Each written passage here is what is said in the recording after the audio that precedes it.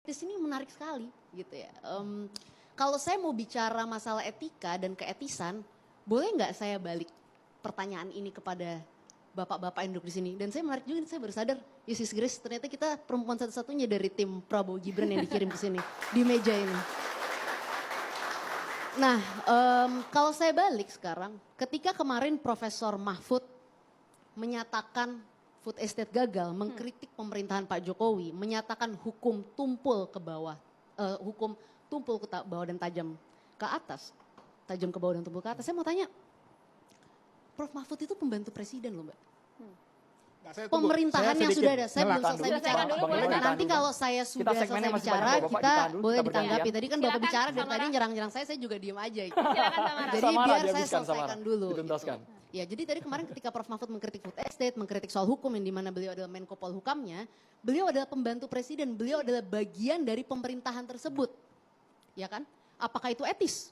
Seorang pembantu presiden mengkritik pemerintahan yang dimana dia adalah bagian dari pemerintahan tersebut. Sekarang saya mau tanya juga. Konteksnya kan cawapres, Mbak. Saya mau tanya juga, loh kalau begitu kenapa masih menjadi menteri? Pemerintahan yang beliau, ketika beliau bicara hukum, beliau adalah Menko Polhukamnya loh. Hukum itu di bawah beliau. Sekarang saya mau tanya juga, Gus Muhaimin adalah Ketua Umum Partai Kebangkitan Bangsa PKB, adalah bagian dari pemerintahan saat ini. Apakah etis Gus Muhaimin mengkritik pemerintahan saat ini, masih menjadi bagian dari pemerintahan saat ini, tetapi masih menjadi bagian dan mengkritik menjadi cawapres? Saya mau tanya lagi, Pak Tom Lembong.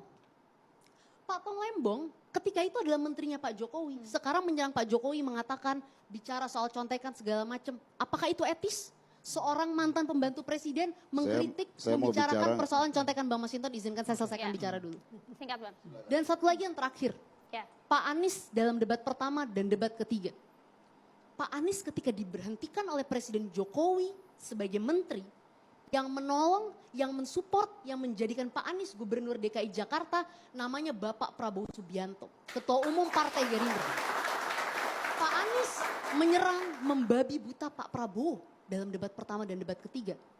Orang yang menolong beliau, apakah itu etis? Saya sekarang tanyakan kembali, silahkan publik menilai. Kalau kita mau bicara santun-santunan, akan banyak hati yang tersakiti. Soal etis ditanggapi masih